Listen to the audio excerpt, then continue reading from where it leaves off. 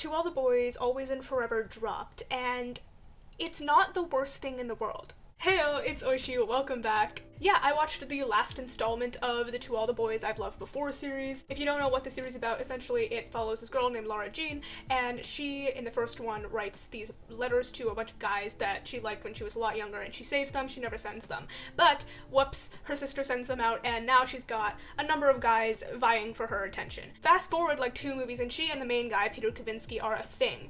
And this is the 3rd movie in which they're grappling with their last year of high school, where they're trying to get into universities, and trying to balance their relationship along with that. I made a video about the second one because I had a vendetta against that one, apparently. It was so boring. It just didn't need to be made. And I went into this with not the highest expectations, seeing as how I really didn't like the second one, but I was pleasantly surprised because I enjoyed this for the most part. It was definitely better than the second one, I can say that. So I thought that we could sit down, talk about the things that I liked, talk about the things that I didn't like, and just have a grand old time here with Lara Jean. Disclaimer, I have not read the books, none of them, none of the 3, so every bit of information I have is coming directly from the movies, so don't at me. This is your spoiler alert. I will be talking about things in spoilery detail, so if you haven't seen this movie yet, click off now, watch it, come back, discuss with me.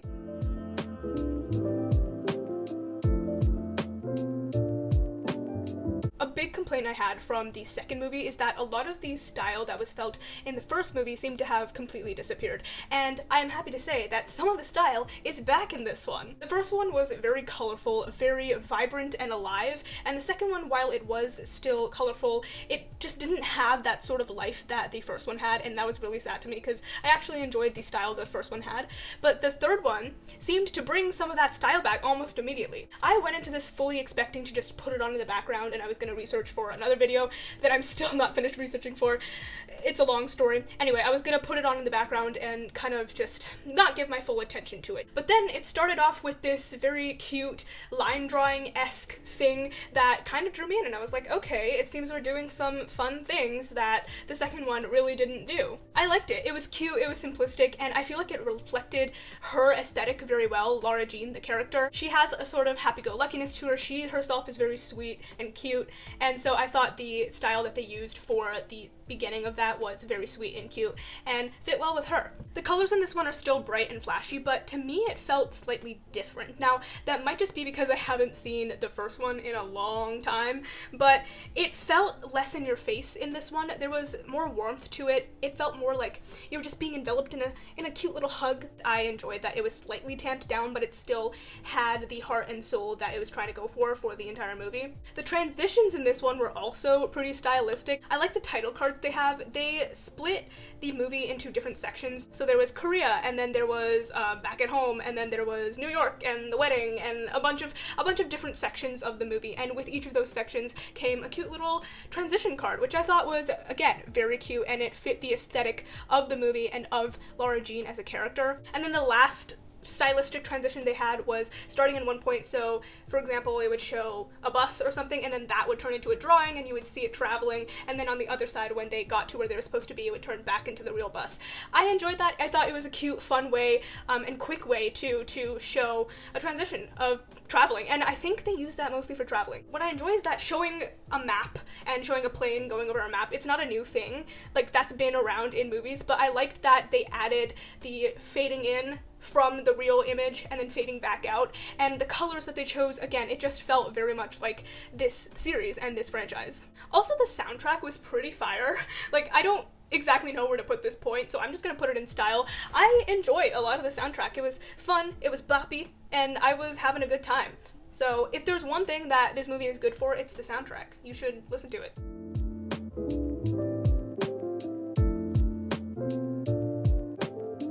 Alright, let's talk about these characters and the relationships they have. When Lara Jean came back from South Korea, she gave Peter a lock as a present, and I thought that was actually a very cute gift, because Seoul has that famous bridge with all the locks on it, and it was part of their trip to Seoul that they were going to find their mother's lock that she put on there before she died. And so I thought it was really cute, actually, to give her boyfriend a lock, because it's something that clearly means a lot to her and her family. Then to give that to her boyfriend It was sweet, and I think that was genuinely a thoughtful gift. But my problem with it is that it was never mentioned again after that. If you are gonna give someone a present that is clearly thoughtful like that, then it has to come back later on, especially with the way that their relationship went in this movie. Like, it was rocky. They could have brought it back in the end when they were having those issues because of the different universities they wanted to go to. They set up this thing and then dropped it and never did anything with it. And I don't like that, because to me it sounds like poor planning when you have something that is clearly big like that and then to just have it fizzle out into nothing. Maybe that could just be me. Maybe I'm reading too much into the Locke thing and I'm making it a bigger thing than it should be, but to me it really did feel like something important and it just never came back. Is this the first movie that we're hearing about Peter's dad? I have no idea. Like, I feel like they may have mentioned him in the diner in the first one. That's when Lara Jean also talked about her mom. But I have no clue. I genuinely don't remember this boy ever mentioning his father, ever. That could be on me, but it could also be on the movie. I think it's a little bit of both. Either way, I really couldn't care less about that plot point. To be honest, Peter as a character, I don't care all that much for, and so his issues don't matter to me at all. I liked the addition of Kitty having her first boyfriend, Dae, who she met in South Korea.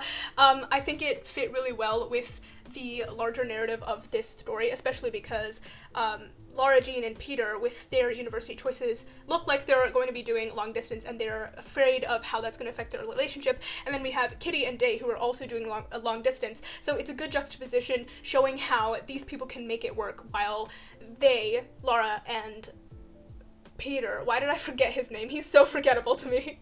Kitty and Dae are making it work. Obviously they're having their issues, but it's juxtaposing Lara and Peter, who have never had to do long distance and might have to, and the fear that they feel about that. Also, I really enjoy how Kitty just straight up wanted to dump Dae because he doesn't like Harry Potter. I felt that, girl. I give you my full blessing and permission to dump him, because I don't think you need that negativity in your life. This is a very minimal point, but when Lara Jean came back from New York and she was talking to Margot, they did a little split screen of Margot in Scotland and Lara Jean at her house, and Margot was putting away her clothes all nicely. She was folding them, while Lara Jean just dumped her entire suitcase on the floor. I thought that was funny. It shows off their characters, it shows off their differences, and it's also just, it's a visual gag that works. Like, it's very small, but it's something that genuinely made me chuckle because it's realistic. I liked the relationship that LJ and Jen had a lot more in this one.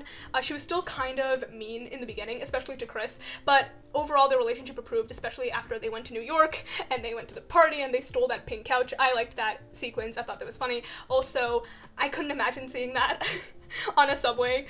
That's insane, but it feels very New York to me. Like, from what I've heard, there was rats. I've heard that you see things on the New York subway that you would probably never see anywhere else in the world. I liked how there was very minimal girl hate in this one. That was a huge issue for me in the first and the second one. I just got so tired of it, and I really didn't like it. It was so tired and contrived and boring to me, and I hated it so much. So I really liked how there was almost none of that at all, and instead it was truly cute and healthy and friendly relationships between these girls. Since LJ is going to New York, I think she and Jen should really fall in love. That has basically been the culmination of this entire series. This was not a relationship arc between Lara Jean and Peter. It was a relationship arc between Lara Jean and Jen. It was them finding their way back to each other, okay? You can't convince me otherwise.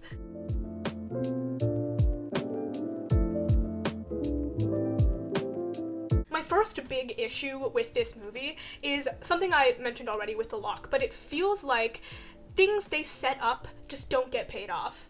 For example, the time in Korea didn't amount to anything. It felt like a big part of the movie. We start off in Korea, we spend at least 10 to 15 minutes in Korea, and so I would think that what happened to her in Korea and the experiences she would carry that throughout the rest of the movie, and yet none of that happened. It really feels like they wrote the entire movie and then they decided to add the Korea part later.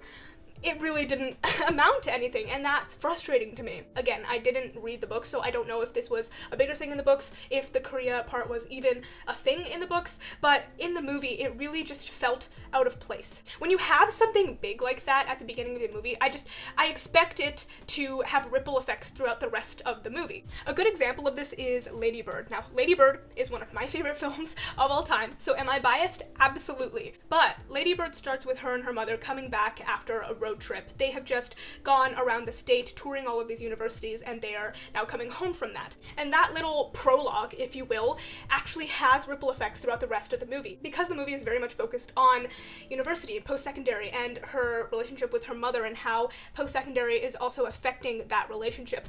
That prologue, if you will, of them coming back from all of the university tours, it feeds into the rest of the movie and it informs the way that the rest of the movie will go. Always and Forever doesn't have that. It's just a career trip for the sake of a career trip and nothing else. And this gets even more frustrating because she talks about how someone came up to her speaking Korean and she couldn't understand a word and she felt like she didn't belong there. And that is a very real thing for immigrant kids. You're caught between two worlds. You don't know if you're part of one or part of the other. You don't know how much you qualify to be part of either, but it's also a doubly important thing for her because her connection to Korea is her mother, who is dead now. And so that is a big part of her character. She mentions how she wishes her mother was around for longer to be able to teach her. And again, I felt like that was setting up something really big. I felt like it was going to be part of her finding her identity. And it was completely dropped. I kid you not, it was not mentioned a single time again after that. And the way it came up too was super weird. Like, she was talking about all the touristy stuff she did, and then suddenly she got quiet and she's like, oh, also this happened. With something as big as that, you would really think that it would come back, and it just didn't. My question is, if you were not gonna make it a big part of the story, then why is it even included? It felt like to me that some of the stuff from the beginning of the movie was part of an earlier draft of the script, and as they continued tweaking it and editing it, they took out a lot of stuff, but then they left the beginning in. So they have a setup where they no longer have a payoff. I don't know if that's exactly what happened, but that's what it feels like to me, because in my head, why would you write something that seems as big as that if you know that you're not going to have a payoff later on? And that's on editing. Some of the conversations felt a little bit weird to me.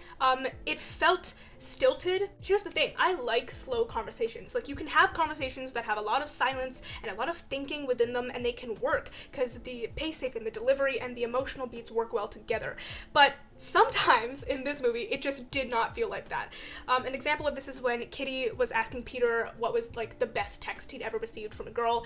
It felt weird. The three of them just didn't have a dynamic that worked together, and that's not the case for a lot of scenes. Like, they work fine together in other scenes, but for that scene, for some reason, everything felt really, really weird. Also, Lara Jean asking Jen about NYU. I think part of it was also the location of the scene. They were in the middle of the hallway with all of these extras, and it felt strange. Like, it felt more like this conversation would be better suited to having taken place in a situation that was just the two of them, or, you know, maybe they were in the bathroom or something. Like, even that would have been a better location than just the hallway, in my opinion. And again, there was silence that didn't feel like it was there for a reason. My third example was Peter with his dad near the end. I think that worked slightly better, but it did have its weird moments. But I'm gonna be honest, both times I watched this, because I watched this twice. First time with my full attention, and second while I was doing something else, so I could just take my little notes. But both times I watched this, I completely zoned out during that scene because, again, I don't care about Peter. And the funny thing is, I didn't zone out in any other scene. It was literally that one scene that I completely missed both times.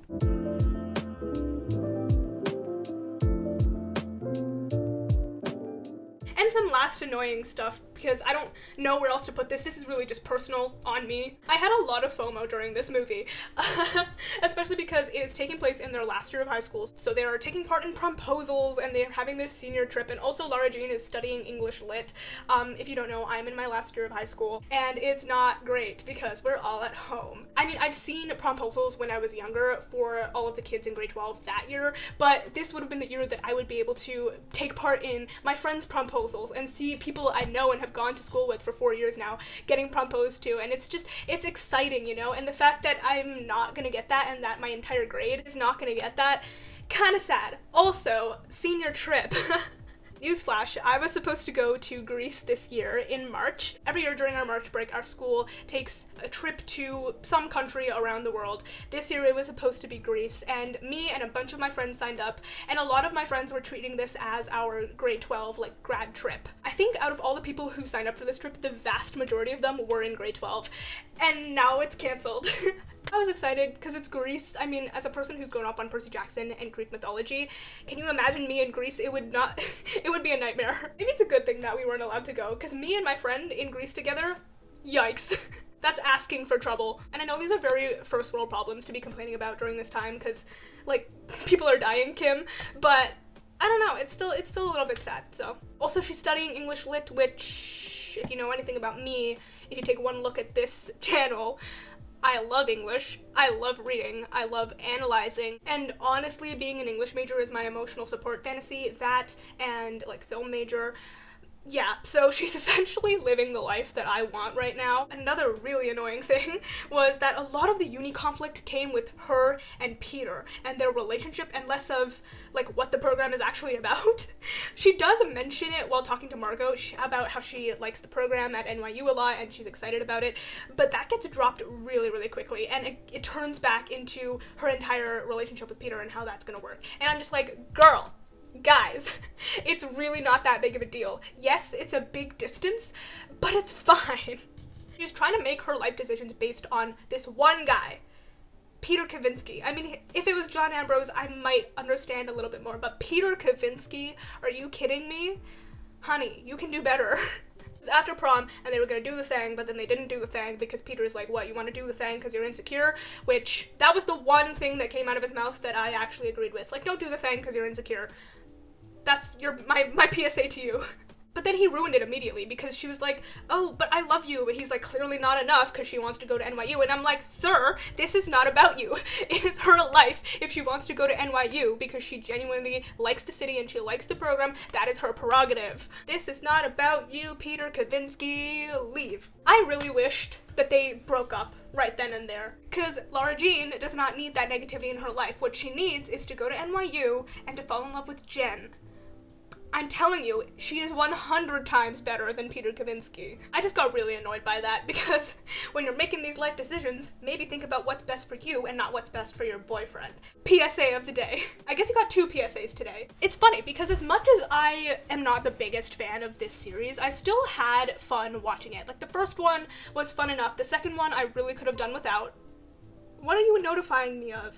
The second one I really could have done without. It was not good. And the third one was fun. They're not the best things in the world, but they're easy and cute to just throw on if you want to watch something sweet, and that's what they give you. It's a sweet time. Except the second one. You can burn that one. Would I like to see a 4th one? Yes, only if it is about Lara Jean in New York, and she and Peter break up, and she and Jen get together, and also John Ambrose is there because he's also going to NYU because he's cultured. Because he wants to go where culture is, like New York or Connecticut or New Hampshire, where writers live in the woods. I want to go where culture is, like New York, did I raise such a or at least snob? Connecticut or New Hampshire, where writers live in the woods. Get into those schools anyway. Mom! Can you tell I recently rewatched Lady Bird? It is the most quotable movie I've ever seen, okay? If I spend the next few videos incessantly quoting Lady Bird at you, deal with it. I think I gave this overall 2.5 stars because I still had fun. It was definitely better than the second one, and honestly, if you put anything next to the second one, it immediately looks so much better. I would say watch this if you were thinking of watching The Kissing Booth. Trust me, it's so much better. The Kissing Booth makes To All the Boys I Loved Before look like high art. Okay, that's all I have. If you enjoyed this video, please give it a thumbs up. Comment down below, let me know if you watched this movie, what you liked about it, what you didn't like. If you also hated the second one, you can tell me about that too. If you enjoy this sort of stuff and you want to see more of it from me, please make sure to hit that subscribe button because I make new videos every Friday. I'm also on platforms, so if you want to follow me on Instagram, Twitter, Goodreads, and Letterboxd, those links will be in the description down below. As always, thank you so much for watching, and I will see you in my next video. Bye!